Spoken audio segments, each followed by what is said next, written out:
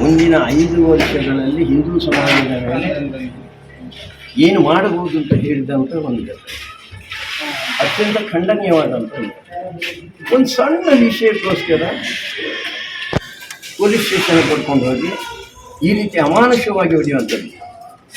ಕಂಬಳ ಆಗ್ತದೆ, ಕಂಬಳ ಆಗುವಾಗಲೂ ಓಡಿಸೋನು ಕೋಣಕ್ಕೆ ಹೊಡೆದರೆ ಶಿಕ್ಷೆ ಆಗ್ಬಿಡ್ತದೆ ಅವನಿಗೆ.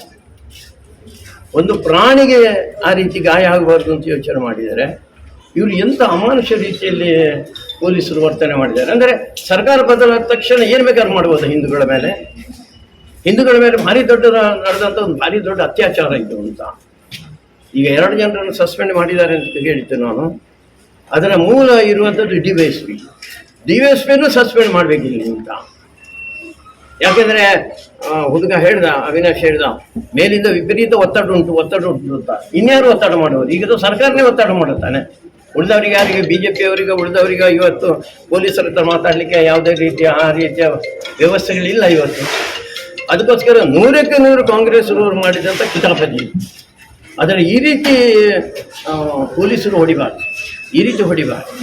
ಹೊಡಿಯಂಥ ಕೇಸೇ ಅಲ್ಲ ಇದು. ಅಕಸ್ಮಾತ್ ಏನೋ ಕರ್ಕೊಂಡು ಹೋದರೆ ಏನೋ ಒಂದು ಸ್ವಲ್ಪ ಫೈನ್ ಹಾಕಿ ಬಿಟ್ಬಿಟ್ಟು ಅವ್ರು ಸ್ವಲ್ಪ ಬುದ್ಧಿವಾದ ಹೇಳಿ ತಗೊಂಡ್ರು.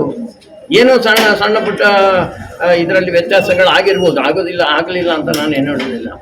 ಆದರೆ ಇದನ್ನೇ ಒಂದು ದೊಡ್ಡ ಕ್ರಿಮಿನಲ್ ಕೇಸಿನಾಗಿ ಮಾಡಿ, ಯಾರೋ ಒಂದು ಕೊಲೆ ಮಾಡಿದ್ದಾರೆ ಅಥವಾ ಏನೋ ಒಂದು ಗ್ಯಾಂಗ್ ವಾರ್ ಮಾಡಿದ್ದಾರೆ, ಏನೋ ಒಂದು ಕಮ್ಯುನಲ್ ಇಶ್ಯೂ ಮಾಡಿದ್ದಾರೆ ಅಂತ ಹೇಳೋ ರೀತಿಯಲ್ಲಿ ಇಡೀ ಊರಿನಲ್ಲಿ ಏನೋ ಬೆಂಕಿ ಹತ್ತಿ ಬಿಡುತ್ತೆ ಇವ್ರು ಮಾಡಿದಂಥ ಕೆಲಸದಿಂದ ಅಂತ ಹೇಳುವ ರೀತಿಯಲ್ಲಿ ಇವ್ರು ಮಾಡಿದ ವರ್ತನೆ ಉಂಟಲ್ಲ, ಇದು 100ಕ್ಕೆ 100 ಖಂಡನೀಯ. ಇದು ಸರ್ಕಾರಕ್ಕೆ ಒಂದು ಎಚ್ಚರಿಕೆ ಸಂಗತಿ. ಹೀಗೆ ಏನಾದ್ರು ಮುಂದುವರೆದರೆ ನಾವು ಇದನ್ನು ಹೀಗೆ ಬಿಡೋದಿಲ್ಲ. ಇದು ಖಂಡಿತ. ನಾವು ಇವತ್ತಿನವರೆಗೂ ಹಿಂದೂ ಸಮಾಜಕ್ಕೋಸ್ಕರ ಕೆಲಸ ಮಾಡಿದವರು, ಮುಂದೇನು ಕೂಡ ಹಿಂದೂ ಸಮಾಜಕ್ಕೋಸ್ಕರ ಕೆಲಸ ಮಾಡ್ತಾ ಇರುವಂಥದ್ದು. ನಾವೆಲ್ಲರೂ ಒಟ್ಟಾಗಿ ಒಗ್ಗಟ್ಟಿನಿಂದ ಹಿಂದೂ ಸಮಾಜ ಏನು ಅಂತ ತೋರಿಸುವಂಥ ರೀತಿಯಲ್ಲಿ ಯೋಚನೆ ಮಾಡ್ತೇವೆ ನಾವು. ಇದನ್ನಂತೂ ನಾವು ಯಾವುದೇ ರೀತಿಯಲ್ಲಿ ಕ್ಷಮಿಸುವುದಿಲ್ಲ. ಯಾರು ಇದಕ್ಕೆ ಹಿಂದಿನ ಪ್ರೇರಣಾ ಶಕ್ತಿಯಾಗಿದ್ದಾರೆ, ಯಾರು ಅವರು ಪೊಲೀಸರು ಹೇಳ್ತಾ ಇದ್ದಾರೆ ಅಂತ ನಮಗೆ ಒತ್ತಡ ಇದೆ ಅಂತ, ಆ ಒತ್ತಡ ಯಾರದು ಅಂತ ಹೇಳಿ ಅವರು, ಯಾರು ಒತ್ತಡ ಬಂದಿದೆ ಅಂತ ಹೇಳಿ ಅವರು, ಯಾಕೆ ಒತ್ತಡ ಬಂದಿದೆ ಅಂತ ಹೇಳಿ, ಏನು ಅಂತ ದೊಡ್ಡ ಅಕ್ಷಮ್ಯ ಅಪರಾಧ ಏನಾಗಿದೆ ಮಾಡುವ ಹಾಗೆ, ಅದಕ್ಕೆ ಇಂಥ ಶಿಕ್ಷಣ ಕೊಡೋದು. ಅವನು ನಡೀಲಿಕ್ಕೆ ಉಂಟು ಸ್ವಲ್ಪ ದಿವಸ. ಒಳ್ಳೆ ಪಾಪ ಸಾಮಾನ್ಯ ಒಬ್ಬ ಕಾರ್ಯಕರ್ತ, ಸಾಮಾನ್ಯ ಒಬ್ಬ ಜನ, ಅವನೇನೋ ಭಾರಿ ಶ್ರೀಮಂತ, ಭಾರಿ ಅವನಿಗೆ ಗೊತ್ತಿದೆ, ಏನಿಲ್ಲ, ಸರ್ವಸಾಮಾನ್ಯ ಜನ ಇರುವಂಥದ್ದು ಸಣ್ಣ ಪುಟ್ಟ ವ್ಯತ್ಯಾಸಗಳಾಗ್ತದೆ. ಪುತ್ತೂರಿನಲ್ಲಿ ನೂತನ ಅಲಂಕೃತವಾದಂತಹ ಗೃಹೋಪಕರಣಗಳು ಈಗ ಫ್ಯಾಕ್ಟರಿ ರಿಯಾಯಿತಿ ದರದಲ್ಲಿ.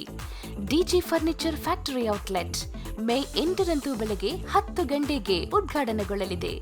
ನಿಮ್ಮ ಕನಸಿನ ಗೃಹ ಇನ್ನಷ್ಟು ಆಕರ್ಷಣೆಗೊಳಿಸಲು wardrobe, bedroom set, sofa set, wooden ಕೋಟೆಗಳು ಮುಂತಾದಂತಹ ಎಲ್ಲ ಗೃಹೋಪಕರಣಗಳು ಈಗ ಫ್ಯಾಕ್ಟರಿಯ ರಿಯಾಯಿತಿ ದರದಲ್ಲಿ.